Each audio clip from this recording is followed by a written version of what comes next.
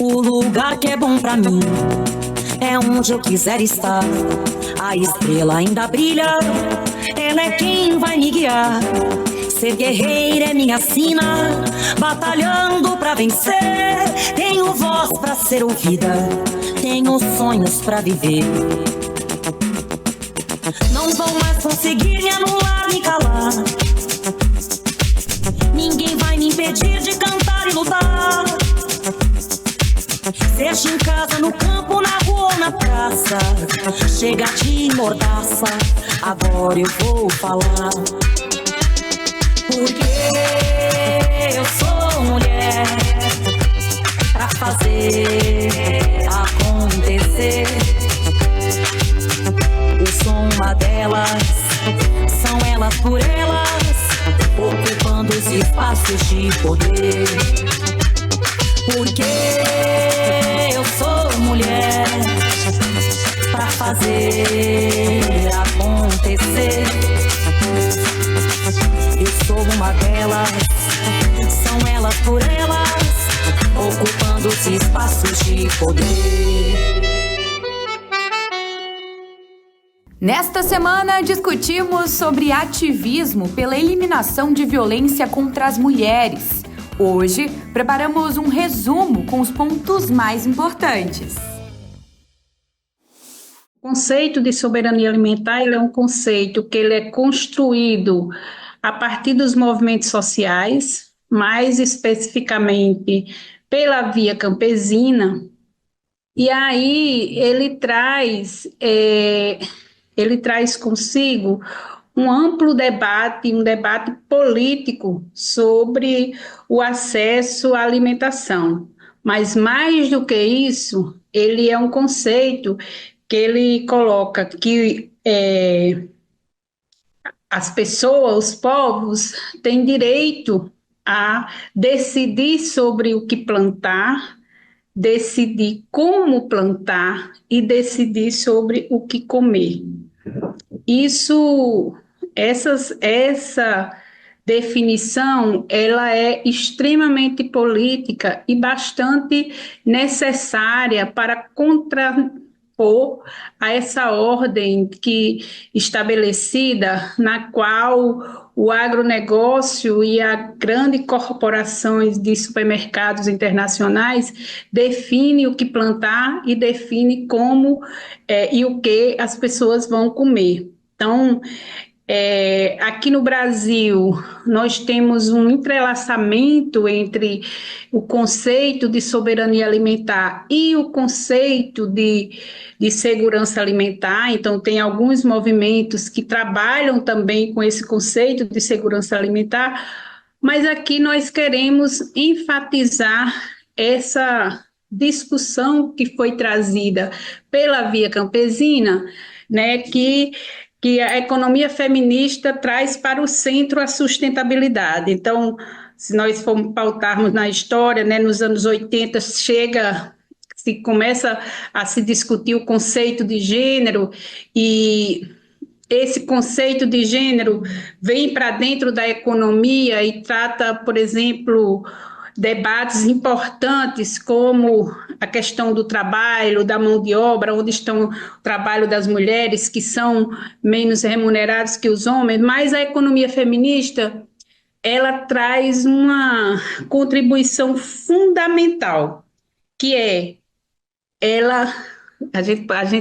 eu costumo falar bem assim, que a economia feminista coloca a lógica dos estudos da economia de cabeça para baixo. Então, ao invés de colocar o lucro ou a produção de lucro como centro do debate, a gente traz a sustentabilidade como centro do debate. Então, se na economia tradicional a produtividade e o lucro é o principal e a sustentabilidade ela é em segundo plano, a gente faz o inverso. A sustentabilidade é em primeiro plano e o lucro e a produtividade ela vai para segundo plano. O debate sobre soberania alimentar no Brasil, ele, do ponto de vista dos movimentos, ele entrelaça muito com o debate e o movimento da agroecologia no Brasil.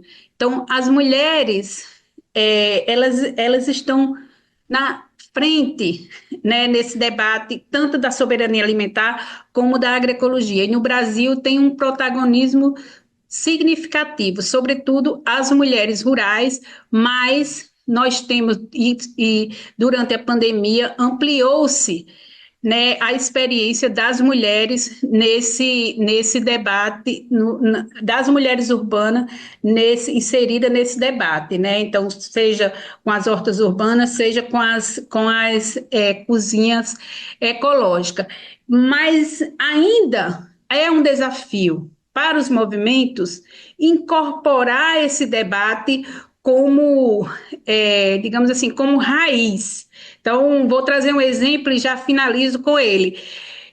No processo de conceito, de construção do conceito de agroecologia, né, os teóricos, por exemplo, trouxeram experiência da biologia, experiência da agronomia e experiência dos povos de comunidades tradicionais, mas esqueceu de trazer a experiência das mulheres que lida todo dia com a questão da alimentação da família, com a questão da busca da alimentação da família e com uma forma sustentável de lidar com esse processo de soberania alimentar e de alimentação e de direito à alimentação. Vamos entender de onde vêm as mulheres. Nós vemos de uma sociedade que é patriarcal, onde o machismo ele é estrutural, ou seja, o papel da mulher era na vida privada, dentro de casa, uma mulher submissa, inclusive que segmentos da sociedade até hoje querem que a mulher seja assim, né? Bela, recatada e do lar. Quem não lembra da história da primeira-dama lá do Temer, né? Do golpista Temer, e da própria Michelle Bolsonaro, o papel que as pessoas querem colocar para ela, e o questionamento que fazem a Janja hoje, porque ela fala, porque ela tem posição política, porque ela tem militância, enfim. Então, as mulheres sofrem com esse modelo de sociedade estruturada, e isso se reflete na vida dentro do lar, com a violência doméstica, isso se reflete no mercado de trabalho, com salários menores, com maior desemprego, com as mulheres vivendo na informalidade, mais mulheres na informalidade do que homens, ou seja, elas têm que ficar na informalidade, porque elas têm que trabalhar num trabalho flexível, porque elas têm que cuidar do pai, da mãe, do sogro, da sogra, do filho, da filha, que é a responsabilidade que é dada ainda hoje, né, como sendo um papel da mulher. Nos direitos trabalhistas é a mesma coisa. O movimento sindical, as mulheres no movimento sindical, as mulheres no mercado de trabalho fizeram e fazem essa luta para conseguir, primeiro, entrar no mercado de trabalho, segundo, ter os mesmos direitos, terceiro, ter emprego decente, porque também as estatísticas mostram que a presença das mulheres a presença das mulheres nos trabalhos de maior desigualdade, nos trabalhos de maior precarização, é muito maior do que a presença dos homens. Ou seja, elas ainda se submetem a esses trabalhos precários, à informalidade. Nós vemos que, por exemplo, nós temos que na informalidade você tem uma presença maior das mulheres do que dos homens, né? Você tem aí 23 milhões e meio de mulheres na informalidade, e você tem uma presença menor de homens, né? Que está em torno de 16 milhões de homens na informalidade. Então, por quê? Porque elas têm que ter uma flexibilidade, elas buscam essa flexibilidade. Hoje essa situação ela vai se alterando um tanto quando você vê o trabalhador por aplicativo, né? Porque você tem, por exemplo, na entrega de mercadorias muito mais homens, no transporte de passageiros hoje você vê muito mais homens, mas é uma realidade, as mulheres estão em trabalhos mais precários e ganhando menos. A diferença salarial é outro problema dessa desigualdade, dessa sociedade patriarcal que define um papel para as mulheres que é o papel de estar em casa, da vida privada, de poder ganhar menos mesmo porque engravida, como a gente já ouviu o absurdo dito aí por um ex-presidente da República. Então, voltando à questão dos direitos, eles são conquistas que garantem que as mulheres estejam no mercado de trabalho em condição melhor, em condição de igualdade. Essa é a grande luta. Então, a primeira coisa é, se o papel lá atrás, se o papel definido para as mulheres nessa sociedade patriarcal, com essa visão machista, que elas têm que ficar na vida privada cuidando dos filhos, dos pais, dos sogros, da sogra, dos idosos, né? Nós mudarmos esse papel. É uma luta para mudar esse papel, para garantir que ela acesse o mercado de trabalho e acesse em condição de igualdade. Aí vem a Constituição. A Constituição de 88, ela garante a igualdade entre homens e mulheres, a não discriminação. Mas daí a estar na Constituição, ser uma luta que é importante estar na Constituição, mas se efetivar na prática tem uma diferença muito grande.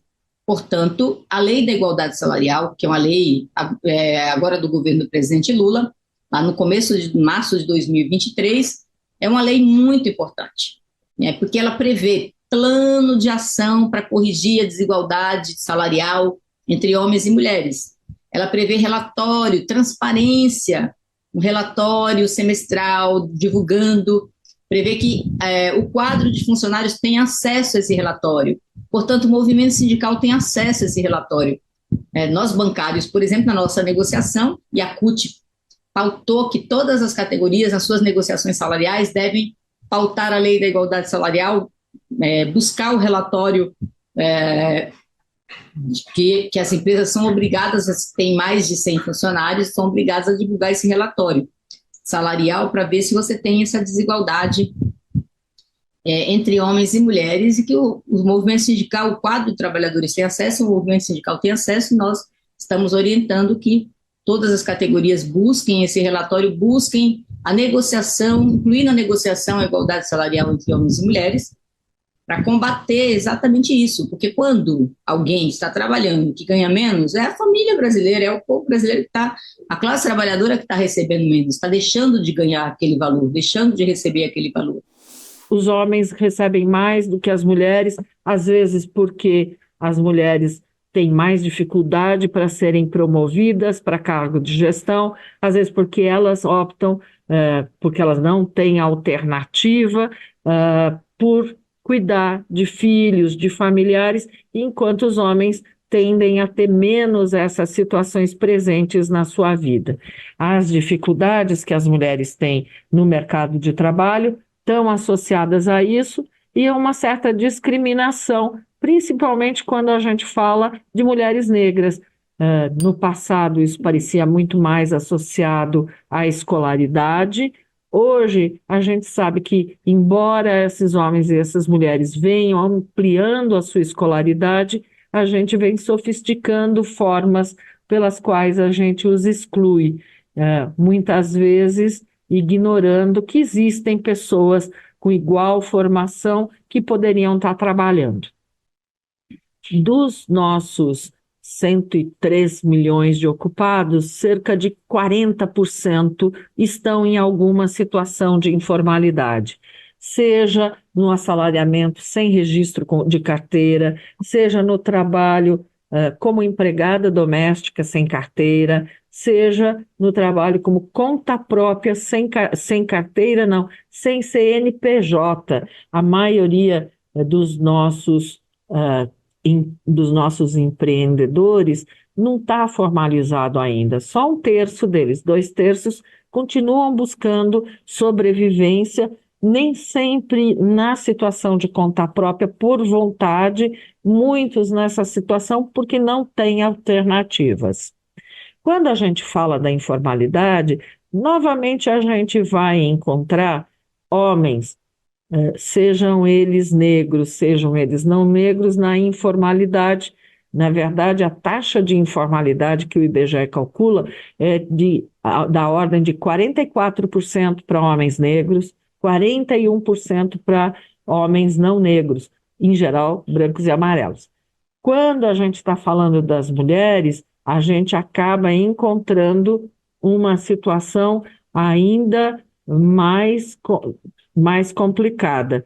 A gente encontra poucas mulheres não negras na condição de informalidade, vão ser principalmente as mulheres negras que estão em situação de informalidade. Em quais ocupações a gente vai encontrar mulheres? A gente vai encontrar mulheres que fazem comércio independente de artigos de vestuário, de acessório. A gente vai trabalhar e encontrar mulheres em serviços que envolvem cabeleireiro, manicure, esteticistas.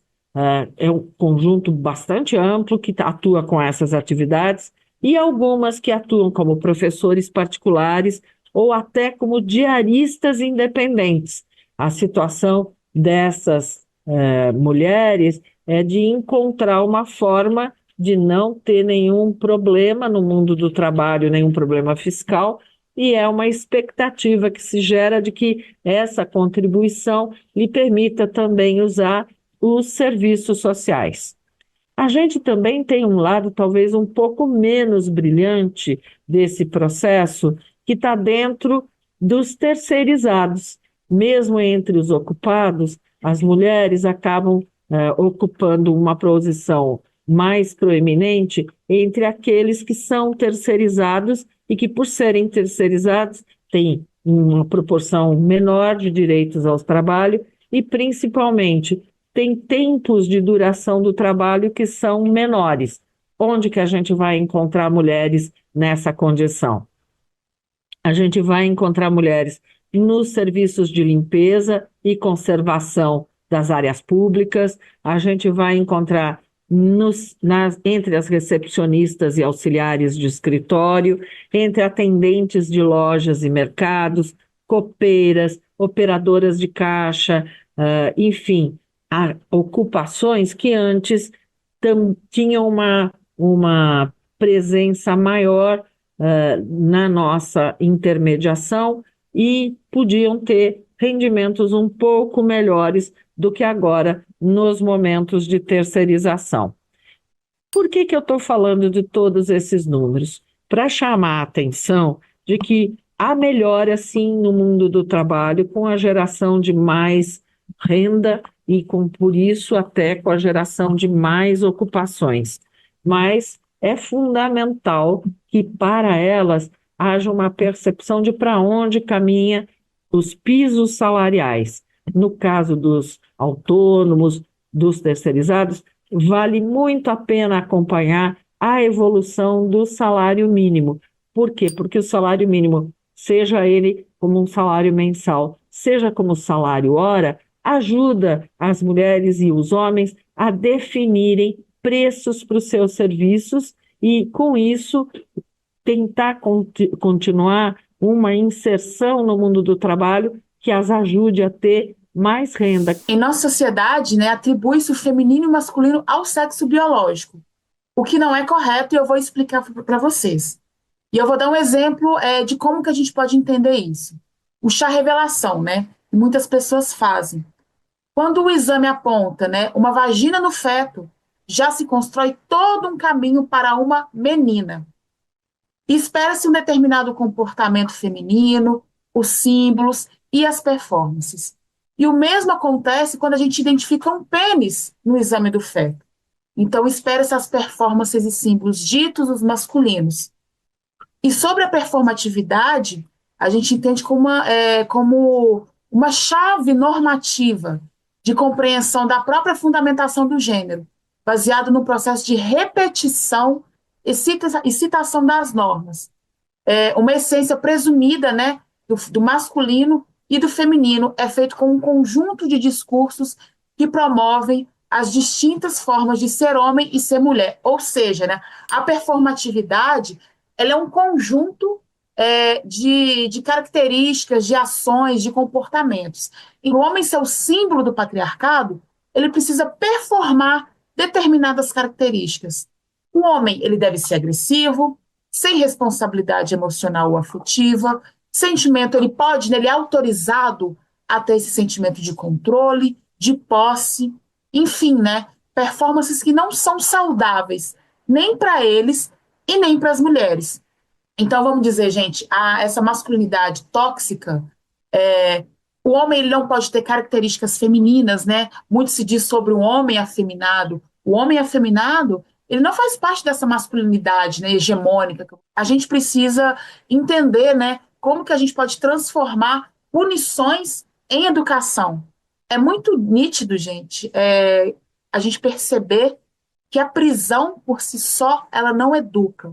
É muito comum homens agressores saírem da prisão e cometerem feminicídio contra as vítimas. Ah, Bruno, você está querendo dizer então que muitos pontos da Lei Maria da Penha não adianta? Todos adiantam. A Lei Maria da Penha, ela é pioneira, uma das leis mais importantes do mundo, e não sou eu que estou falando, várias pesquisas falam isso, mas é importante a gente entender que apenas a punição da prisão, ela não é o suficiente. A própria Lei Maria da Penha mostra isso. É fundamental a educação. É muito comum homens agressores saírem da prisão com essa revolta, né, e cometerem um feminicídio contra as mulheres. Um outro ponto fundamental que a masculinidade hegemônica fala, né, que a tóxica demonstra, ela é branca, e eu falei isso lá atrás. Contudo, né, os homens negros também são socializados pelo patriarcado e estão se inseridos nessa violência. Mas a questão racial, né, ela define quem é julgado, quem é punido, como que ele é julgado, como ele é punido. E o homem negro, ele não tem o direito de ser educado para não cometer mais a violência. Isso não é nítido, né? Isso não é dito. Mas o homem negro, ele está no seu papel à margem da sociedade, né? Muitos homens brancos se tornam impunes diante da violência que sofrem e os homens negros são punidos. Ah, Bruno, então você está falando que não tem que haver punição? Não. Os homens eles têm que ser punidos, sofrerem sanções pelas violências que cometem. Continue ligada no TV Elas por Elas.